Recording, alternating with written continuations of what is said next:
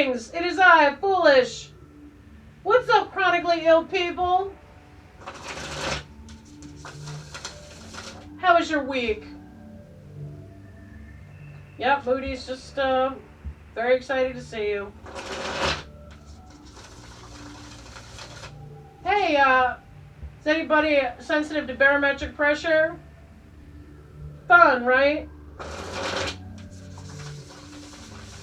What a week. What a week.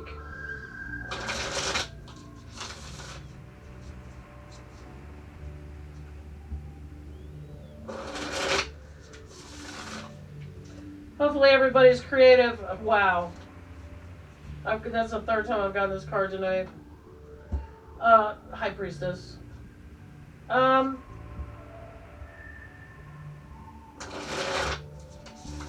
Hopefully you're making some time for yourselves. How many people had to push through a rough week to get stuff done that maybe hadn't been handled in a while, right? You knew it was going to kind of tank you out, and now it's the end of the week, and now you're just kind of trying to recover from it, and now you're also thinking about the week ahead, and also trying to rest up for that ahead of time. Yeah, I don't know anything about that. I don't know what that's like at all. No clue. Completely foreign to me. That's right, I get it. Let's see if Moody gets it, though. See what Moody's got to tell you.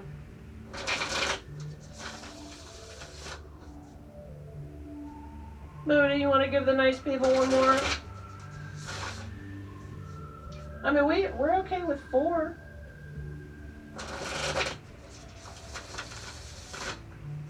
You're the boss, baby. You're the boss. You guys have all your medical records together?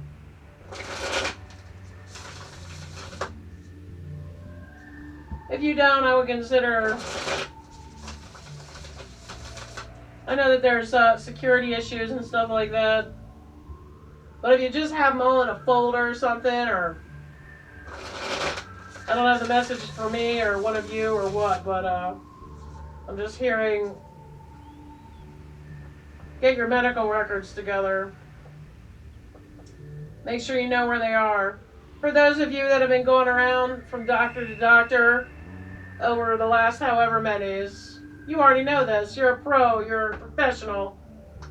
If you're new to the chronically ill game, consider start collecting all your medical records in a folder or whatever. Make some notes. I usually take notes after my doctor's appointment first, so I can remember what the hell they said, and then B, for the next visit. If you ever want to go to another doctor, maybe get a second or third or fourth opinion, or maybe your previous doctor's gone out of business, all of that stuff is helpful. Now I understand that new doctors can always get old doctor's records. I understand that. But it's like when you go get your car fixed and you ask for the old parts. The mechanics know that they're dealing with somebody that may or may not know what the F they're talking about. At the very least, I give a shit, right? When you roll in with your medical stuff and you start opening up notebooks and looking at dates and stuff, sometimes that can change the doctor's demeanor toward you. It shows that you care and that you're reasonably on top of it. Be surprised what a difference that can make. I don't know why. I'd never even really considered it until it just flew out of my mouth. So there must be something to it. Anyway, consider that. When you are suspended upside down, there's time to reflect and see things from a new perspective. And I laugh because I have an inversion table planning on using tomorrow. This is a time to surrender, not struggle, it says. Nice, right? My day always goes better when I'm just like, all right, listen. We're having this symptom today. It's just the way it is. Let's stop denying it. Let's stop getting angry about it. It's just how it is. And now let's just figure out how to work with that today. Waiting will yield better results, so take the waiting period to expand your vision by seeing your situation from multiple viewpoints. I'm reading the career section like I do for the caregivers, because honestly, to me, caregiving is a career. And guess what? Being chronically ill is also a career. So I don't blow past the career section. Do not make any hasty decisions right now. Wait until a clearer signal for action emerges. Take time to reflect and surrender to the present moment as fully as you can. Surrender to what is happening. Getting curious about what you can learn from this forced waiting period will lead to new insights. Spiritual or otherwise, I added that part. You know what this reminds me of when I see it? My friend joined well, he didn't become a Quaker, but he would go to their meetings.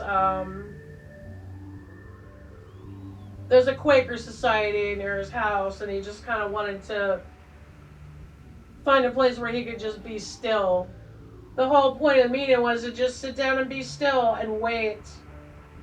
Wait for a message, right? I mean, spoiler, there were other people in the room, so you know what happened.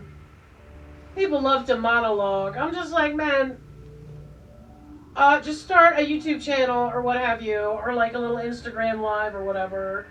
Because then at least people have the option to stop listening to you. Of course, people started getting messages, but it was just extended monologuing, which honestly I would just feel, if it's a message, like an actual message, those typically are short and sweet in my experience. It's not a whole monologue. Can you imagine if like your spirit guides were monologuing? Hilarious. Be like, boo. I mean, you can't throw tomatoes at them or anything. I guess you could throw them at yourself, but the sun, which reminds me, I treated myself to a new poster, and I love it. And once Mr. Foolish makes some adjustments, let's say, to this piece of art, then it will be clearly on display with my lady here. Now, listen, this is reversed, okay? But we trust this guide, and that's why we do reverse. Oh, this is interesting, and this is something I've never heard before.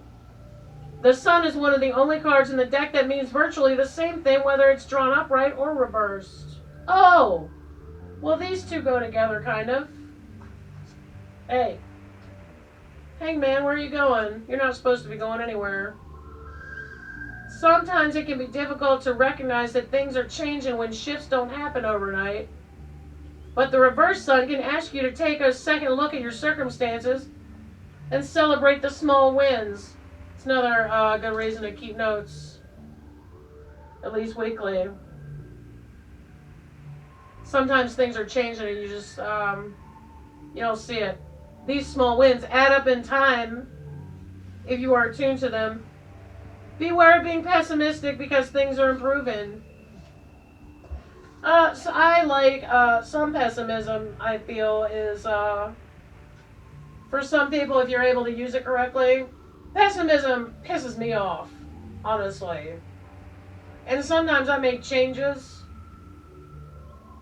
out of that state of agitation brought about by pessimism. It's an option. I've been doing it, I don't know, for as long as I can remember. Which honestly isn't that far, but I mean like decades. It's been a mainstay. I've been able to use it to make tons of changes. Just disgust and pessimism, like things are never gonna get better, and just, I'm gonna make them get better, you know? Life isn't fair. I'm gonna make it fair. It might wake up your inner war chief. I've been able to do a lot with it. So I don't immediately dismiss pessimism. I just feel like you can learn to use it as a tool regardless of what other people have to say about it. Manifestation, creation, inspired action. Wait and reflect, right? Try out a new perspective. Wait for a new perspective. Maybe changes are happening on like a little teeny weeny itty bitty basis, right? Unless you're tracking them, you might not see that you actually are getting better, or that you're adapting better to your situation, right? You can create new opportunities using all of your inherent skills to cultivate abundance, manifest prosperity, and take inspired action toward goals. Prosperity also means health. It's not just money. Hey, all right. This card is a reminder that you are more powerful than you know. You are coming into your power by working with nature and spirit. Drawing this card signifies deepening your spiritual practice and co-creating your reality with the universe, spirit, divine, what have yous, right? High Priestess. She popped up in every single video tonight. Follow your intuition. We get quiet, right? Be still. Receive message. Changes are happening, maybe so slightly you don't see them. Things are improving, whatever that means for you. Hey man, you've got the power. And not in a CNC music factory kind of way. Follow your gut. Your intuition. Your intuitive higher self can be channeled at any time, but looking within. Clear your mind and ask your heart for the answers you seek. The answers are already within you. See these guys? Right? Having a little palaver or what have you. Do it quickly. Get on it. Get on it. I was going to say that these, the thing that's, let me just verify. I wonder if there's any other readers that took 3 freaking years to learn the cards. Movement, quick action. Well, it's definitely not a jam-packed social schedule.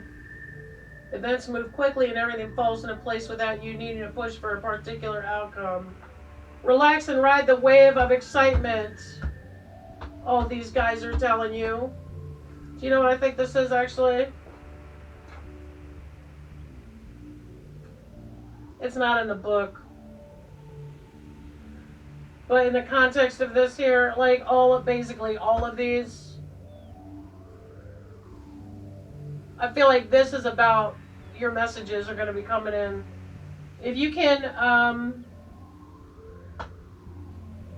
be still, surrender, okay? Lose the shit ain't never going to be right, man. Right? Realize that things are improving. It's just that you may not notice it because it's so like the rate of erosion, okay? You have the power. Listen to your intuition. I think this is about messages. This is about messages flying toward you. Yeet, if you will.